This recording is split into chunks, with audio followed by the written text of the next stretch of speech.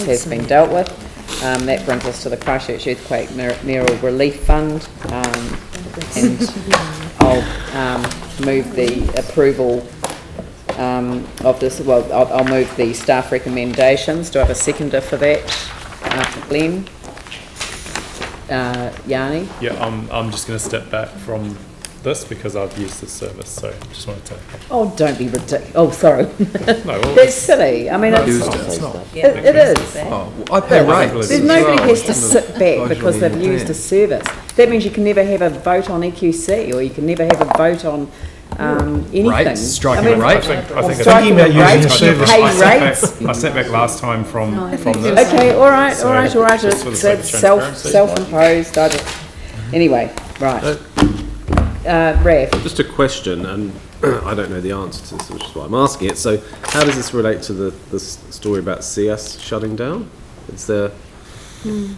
Well, I don't think it does. There is a separate paper that's working its way through that has a recommendation for CS, but not from this fund. This closes the fund, and actually this is the fund that the previous council, in its wisdom decided to take $1 million of donated money Have we heard this before? pay it to the government for the earthquake memorial, which is absolutely beyond my comprehension. So I don't know why they decided to do it, but they did. And they did it by majority. And since Yanni's sitting back from the table, I will say that Yanni Johansson, Glenn Livingston and Tim Carter all voted against it, and every single one of the other councillors voted for it. So, you know, it was an overwhelming majority of the previous council decision. I don't think that they considered it carefully enough. And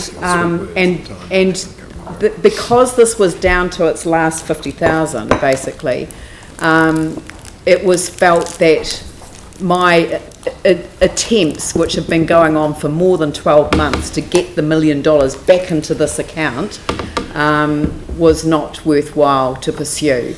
And when the government came to the party with the idea that they would match fund, so not having $1 million available, but having $2 million available to look at wellbeing and resilience initiatives that are community-led, I just thought that was the perfect outcome. We got the opportunity to bring back to the table the money that was donated from all around the country and actually all around the world. So I don't resolve from that for 1 minute, but I do question the sense of taking money out of donations and putting it into an earthquake memorial. Rav? Yeah, I mean, I fully support that. I guess just in terms of the public, there's confusion that there's these two different organisations that seem to be doing the same thing. So I just thought it'd be quite useful. They're not doing the same thing. I know, so it'd be useful just to for people to understand that. This is my personal point of view, because I know my staff will know that I've been pursuing this issue as well, which is, I think it's time for RAS, Residential Advisory Service, for CS in whatever form it can be retained, and also the work that's been going on through Southern Response, which is the breakthrough. If they could all be brought together and actually get the breakthrough for everyone that remains stuck, that would be the ideal outcome. There's going to be a long tail here. This is need to be supported. There is a significant tail, but the issues are incredibly complex at this point. Not all of them. Some of them are, some of them aren't. Right. Yeah. So can we just follow on from that? There is something coming back to us on CS. Yes. Do you know when? Yeah, 14th of July. Thank you very much indeed. Yep. Oh, that was, if I may make just very two, that was the first point, 14 July. Second one was, when the previous council first pushed on insurance, it ended up with RAS, but the council had in mind to push along the lines of advocacy, so RAS never wanted to go down that path because they thought insurers would back off and they got buy-in from them anyway. Anyway, we ended up with CS. When CS went to use advocacy in its title, it was advised not to, in order to attract funding. So in the end, both organisations were never able to attract funding, we're never able to use The word advocacy in the wording. what they're But set I up think for. there's still a distinction in the sense that CS has probably had that edge. It's been more in the advocacy space than RAS. Not That more, being it has said, been. well, it has. Both organisations have achieved a lot, and you know. But I think in a way they're even more necessary now. Yeah. Because No, if you that's haven't been right. sorted out by now, you're going to need some serious Yeah. help. We're still in So, an active but I cycle. still like the idea of bringing everyone to the table and finding a way forward that's collaborative. Getting Again, you insurers know, to pay for it. you can do it much better if you're actually working together, but what RAS has got sitting behind it is the support of the community law centres.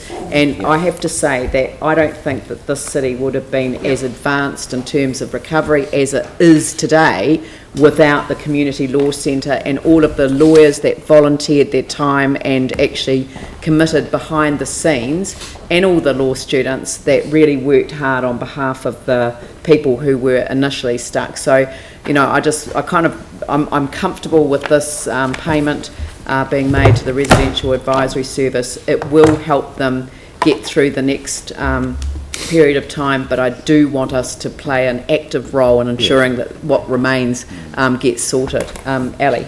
Can I just add to that as well, that it's not only just getting it sorted and pulling those key people, you're absolutely right though, and community law has been key in what's been able to be achieved at RAS, despite EQC not coming to the table for the first couple of years, which made it hugely problematic for people.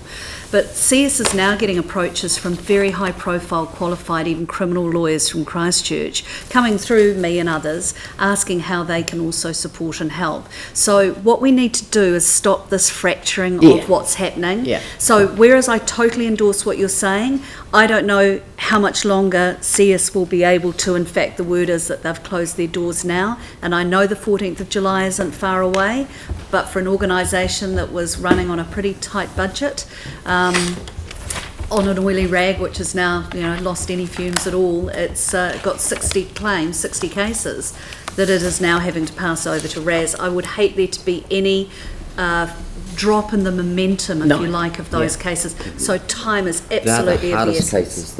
Well, these are your 82, 83-year-old. Not every, in fact, anyone, as you said, Raf, who's still not sorted after 5.5 years is going to be extremely serviced.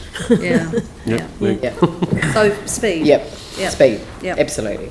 All right, I'll put that motion. All those in favour say aye. Aye. Opposed say no. That's carried. Now,